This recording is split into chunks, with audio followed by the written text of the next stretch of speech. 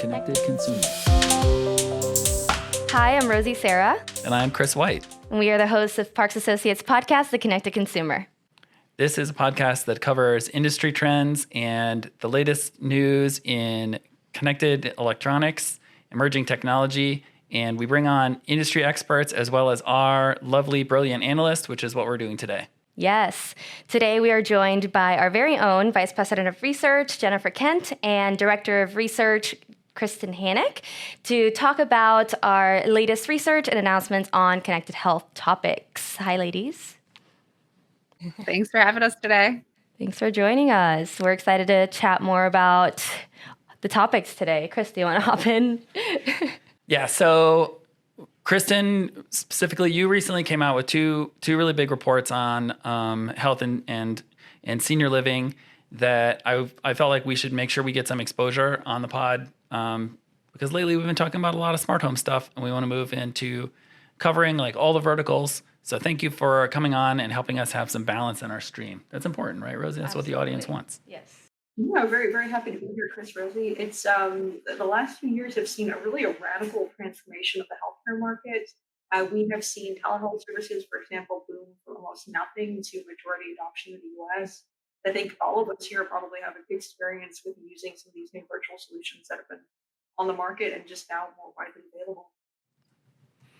Yeah, I mean the pandemic was really a big deal. That's something you touched on a lot in your report. So let's zoom in a little bit. You know what? I got to introduce Jen though too. So Jen, you're me and Kristen's bosses. So you're here because you know a lot about the stuff that we cover because you're like our mentor character, right?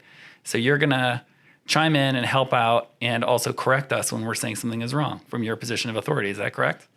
Yeah. So thanks, Chris.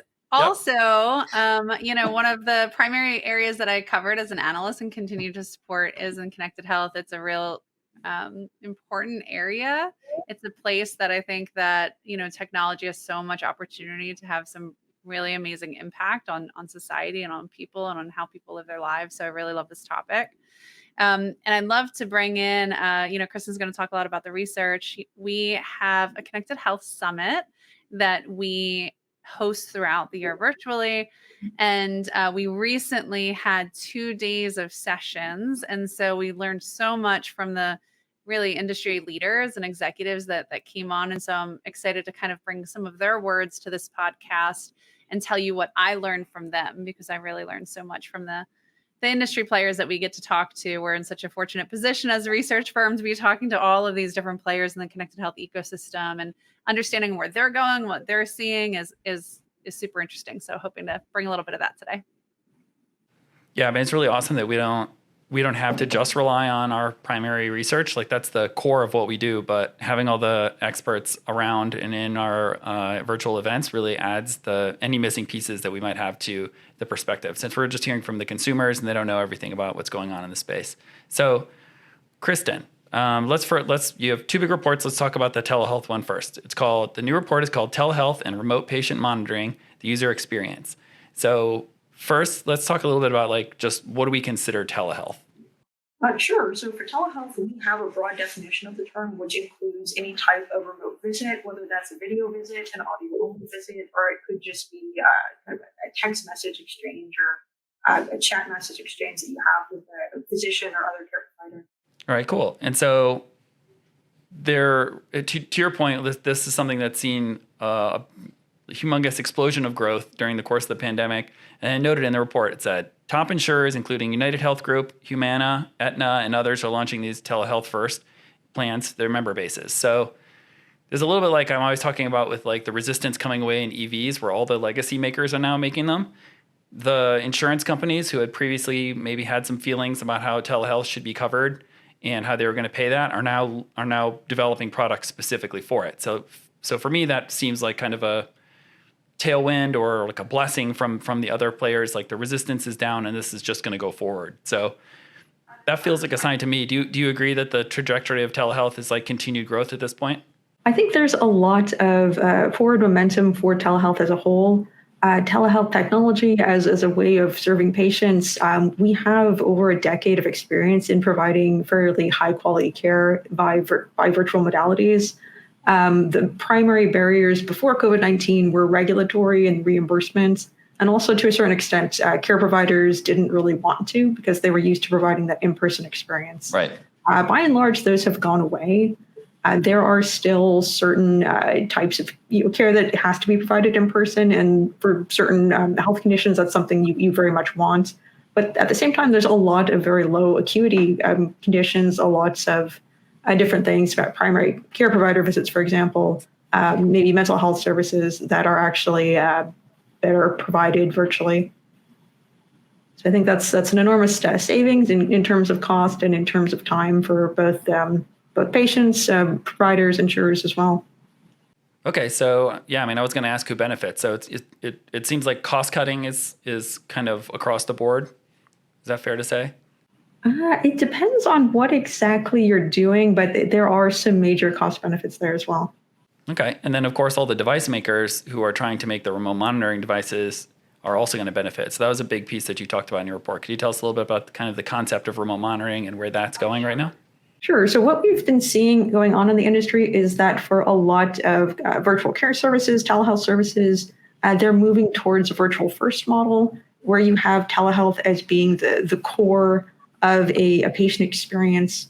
But you can't, of course, you can't do everything just with a two-way video call. You need actual data from the Right. patient in terms of their different health metrics, whether that's heart rate data, blood pressure, blood sugar, or any number of different different vitals. Yeah.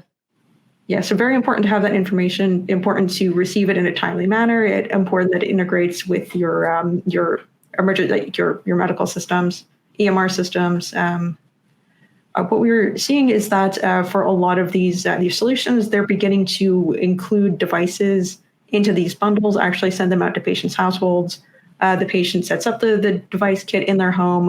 The devices will just send data back to the care provider, so they can just look at everything in one spot.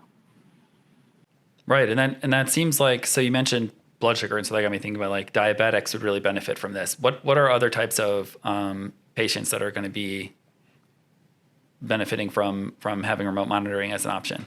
Sure, I'd say diabetics, of course, are really the one of the patient groups that will benefit the most from these types of solutions. There are also people maybe with COPD that would benefit. Lots of people with complex or chronic conditions who would stand to benefit quite a bit as well. Anything that needs a lot of guidance on the part of a care provider to help improve patient outcomes would really benefit. All right, so I mean, this feels like a lot about the way that smart home and smart energy is being delivered, like with the help of a technician, right? So like instead of it just being, you don't go on Amazon necessarily and buy your blood sugar device without a doctor in between prompting you. But so could you talk a little bit about kind of how the channel works for these remote patient monitoring device makers? Are they working through insurance? Are they working through the doctors? Like who are they promoting to? Who are they marketing to? Sure. It's still really very much early days for a lot of these types of solutions. What we're seeing with virtual first primary care is that the kits of devices are actually being sent by the health insurers that are rolling out these new health plans to the patients. So that's all done in-house. There are other different care providers who have these open platforms, like they're integrating with Apple Health Kit and other platforms along those lines. So you can actually bring your own devices and that will all join together. So that's it's going to be a very complex market and going on into the future. I think there's going to be a lot of decisions on the part of care providers, on the part of health IT specialists as to how to integrate all this data, how to prioritize things. There's questions around the reliability and accuracy of some of these solutions as well. Oh, interesting. It's a very, very complex field, lots of questions. Yes, Jen, you're raising your hand. Yeah, I just wanted to add that's definitely something that we heard at Connected Health Summit. We had Dan McCaffrey from Omron, who you might recognize as one of the top manufacturers of blood pressure cuffs, for instance, talking about how they've never seen before this level of demand for at-home monitoring, right? So the demand's real and increasing even. But one of the things that physicians are really looking for is validation of the data accuracy, right? That the data that they're getting back is true and accurate, and that they can trust it in the same way as if that person were having their blood pressure taken in the office. And in fact, there's a lot of evidence to show that blood pressure in particular is actually better monitored at home and in an ongoing way, because people get stressed when they come to the doctor's office, right? You can actually have higher blood pressure readings that one time you visit your doctor than what you normally have the normal course of a day. So I thought that was a really interesting point that he made. And then besides that, the other thing that physicians he shared are really looking for is that these solutions are working into their workflow. So similar to what Kristen is talking, that data accuracy, and then really having the remote patient monitoring manufacturers, and then the kind of systems integrators and the software side all working back into the physician flow. So they're not feeling overwhelmed by the new amounts or types of data that they need to look at, that things are being really elevated to them or to other care staff, nursing staff when needed. Right. And all in one place, right at their fingertips, all the sort of things that we hear all the time in other emerging tech, right? I mean, it's a pretty similar story. Like early on, there's distrust. People are concerned that there's going to be mistakes. But that's really interesting. And it's to your point earlier about this being like a very important issue. We can't have mistakes here, right? Like we can have buggy gear and a lot of other verticals, but not this one. Historically in tech, there's been this concept of move fast and break things. That is something you absolutely cannot do in the field of medicine. Right. Totally. Well, let's shift gears to this second report that Chris mentioned earlier, Senior Living Technology for Safety and Independence. Kristen, can you give us a little bit of an overview of some of the things that you discovered while you were working on this report? And then I'd love to get some feedback from Jen on some of the things that some of your takeaways.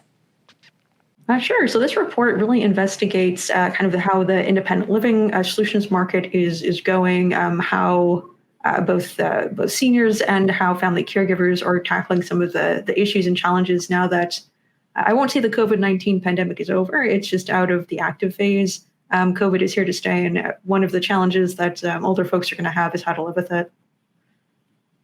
We have seen over the past few years, there has been this very much enormous boom in adoption of smart technologies on the part of seniors. So lots of seniors and their families were forced into using some of these solutions. Lots of use of communications tools, lots of use of streaming video, lots of uses of different independent living monitoring technologies as well, just because a lot of times family caregivers weren't able to go and provide that care in person. To reduce the chances of disease transmission. Right. With the pandemic winding down a bit, a lot of more vaccines are available, and everyone who wants a vaccine has had the opportunity to get one by now. There's not as much of a need for some of these solutions, so we are seeing some of the demand decreasing. We do continue to see an interest in some more subscription types of solutions. Those who do need the higher levels of technology need it quite a bit. We're seeing among consumers who are maybe a little bit more tech adept in terms of family caregivers, that there's actually a lot of interest in buying solutions from companies like home security service providers, internet service providers. So we're seeing lots of kind of channel evolution in that as well. Yeah, the security, residential security, home security type players, a lot of our listeners might, if you're not in that space, might not be aware that they are among the top providers of senior solutions, especially for the basic, what we call PERS devices, panic buttons, medical alert, a lot of the monitoring centers that monitor your security system are also monitoring those types of medical alert systems, right? And so from the security space, as the security providers are looking for new areas to expand, their businesses, this idea of serving seniors and caregivers better and having new solutions for them is really starting to take hold. Interestingly, in Connected Health Summit, we did hear from Daniel Oppenheim, who's the CEO of Affiliated Monitoring, who does do monitoring on the security side, but they also have PERS devices. He shared some pretty kind of wow stats about how these types of systems are used today that speaks a little bit to the opportunity of where they can go. So he shared that 15% of all the calls that come into their monitoring center result in a call to first responders or a loved one of that senior. The rest, the other 85% of calls, seniors are simply seeking a human connection and they're pushing that button to talk to the agent. Wow. And so first of all, a statement about the isolation and loneliness that many seniors face in their daily lives, but then also a kind of a call for for new solutions, and also an opportunity for those in the space to really evolve what we mean by, senior care and senior services, and how to bring that kind of human element and the human touch to, what in the past, these very legacy solutions are truly just kind of a button and a call, right? How can we bring in the social aspect and the communication with family and loved ones? And even if it's not a family person, a human element to the seniors, which is clearly what many are seeking. Amazing. Sorry, before we switch subjects real quick, Jen, could you give our audience a quick description of what PERS means and what it stands for, just for some of our audience members that may not know what that is? Yeah, thank you. So PERS, PERS, is Personal Emergency Response System. And so the most basic PERS would be, again, that kind of panic button, I've fallen and I can't get up, that you might be familiar with, a medical alert button. They have evolved over the years. A lot of them do have now cellular embedded so that you can use them outside of the house. But more and more you're seeing systems that have sensors within the system to track kind of your activities throughout the day. Have you gotten up around the same time that you normally get up? Did you open the refrigerator? And if there are anomalies in your day that might trigger a call or an alert to a family loved one first, hey, check in on mom, right? So there's a lot that's happening from the types of devices that you'd see on the smart home side or in the residential security space that can be repurposed specifically for this use case of caring for seniors and helping them really truly to live more independently and safely at home. Perfect. Thank you so much. Kristen, I didn't mean to cut you off. Please proceed. I was just going to say, to build off of Jennifer's point a little bit, in our research, we tested the top features of independent living solutions. And really the top five can be categorized in these three main buckets. The first, of course, is fall detection. If your loved one falls, they maybe break a hip, you don't want them to be lying on the ground potentially for a week without somebody to come and help them. So PERS is of course very much essential. We're also seeing a lot of interest in safety and security features. So, for example, alerts if there's fire, smoke, or gas detected. Even something as simple as video doorbells, which is a big overlap with some of the solutions from the security providers. And of course, one of the top features is that human aspect, so the ability to have voice or video calls that help the senior connect with family and loved ones. Yeah, so another sign, by the way, that there's some tailwinds on this space is, so you mentioned doorbells, and that reminded me of something we were talking about recently is the Amazon, the maker of Ring. That's my segue. The maker of Ring acquired also One Medical, which is a big healthcare provider. Do you guys have a reaction to that news? Kristen, you go first. Sure. So Amazon has been interested in getting into the health space for quite some time. And I believe 2018 it purchased PellPack as a way of getting into the pharmacy space. It also launched its own Amazon Care service, I believe, in partnership with a few other companies, which was essentially offering a telehealth service, virtual first primary care to employees of different companies. After the purchase of One Medical, Amazon actually shuttered that business. So it does look like Amazon is still of course interested in healthcare, but they decided to go purchase a company that already had a fairly successful subscription model, one that offered a hybrid of virtual and in-person service delivery as well. Got it. Jen, what have you been hearing? What are your thoughts on that acquisition? Yeah, well, I was going to actually maybe kind of expand to there are a lot of companies that haven't traditionally been into the healthcare space that are getting into it. You might not be aware because they're getting into it through different brands. So obviously Amazon as a tech giant is a great example. In the internet service provider world, Cox, you might not be aware, has been in remote patient monitoring for many years under a brand called Trapalo Health.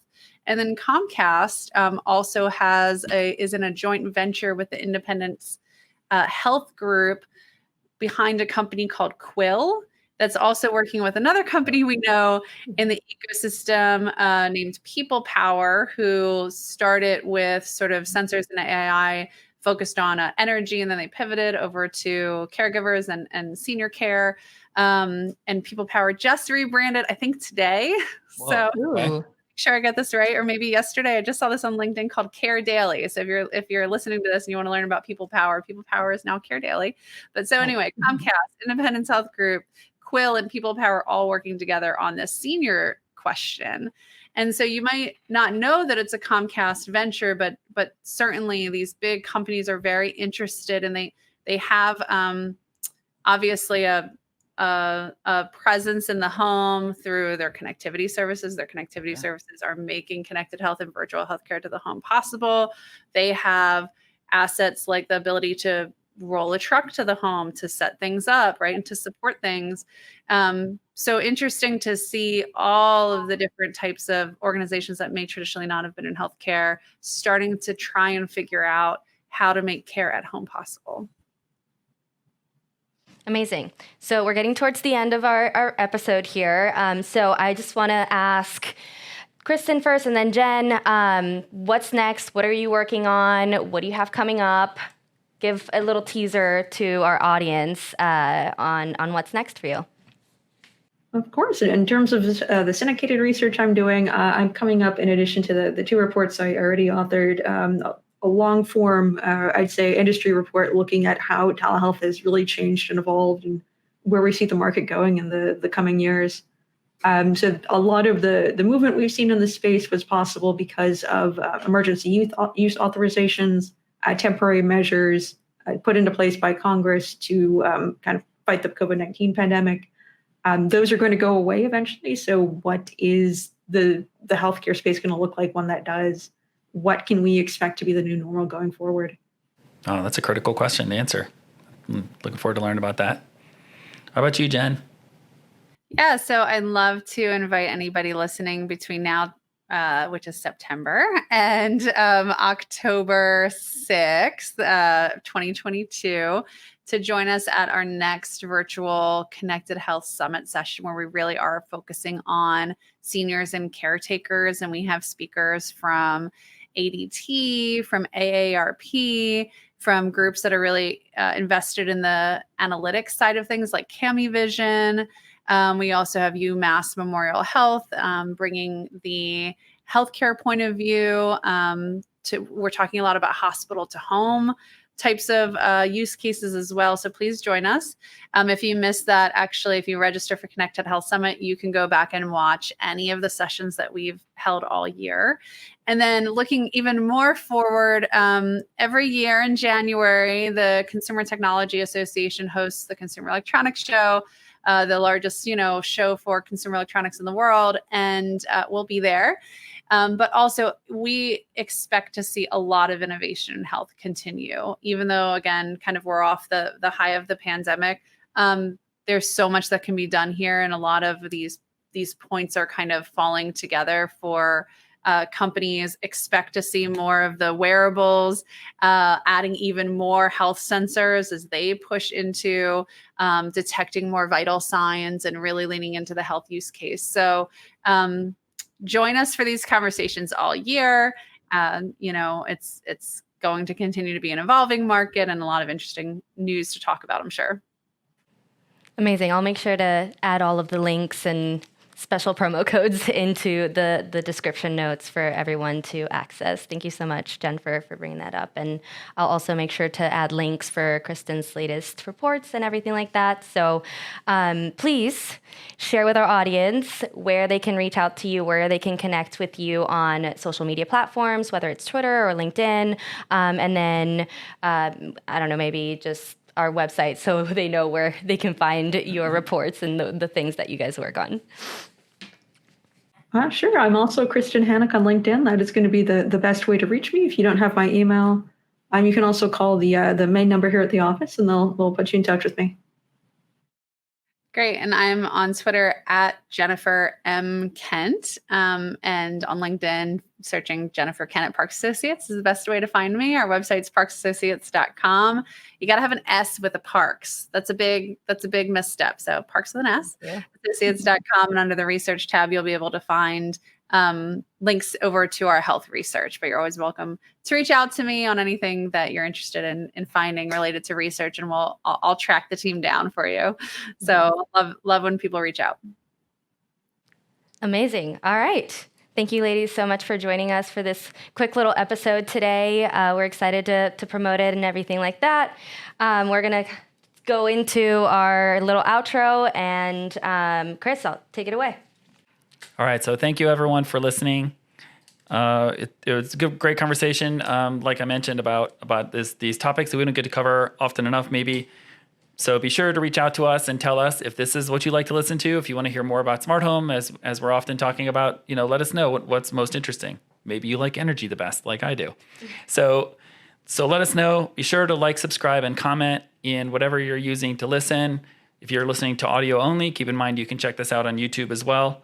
And then follow me on Twitter at CWhiteInsights. And my Twitter handle is at Rosey Sera. And also, please feel free to tweet at Parks Associates too if you have any questions or any feedback for Connected Consumer Podcast. Thank you for listening. Thank you, everyone. Bye. Bye.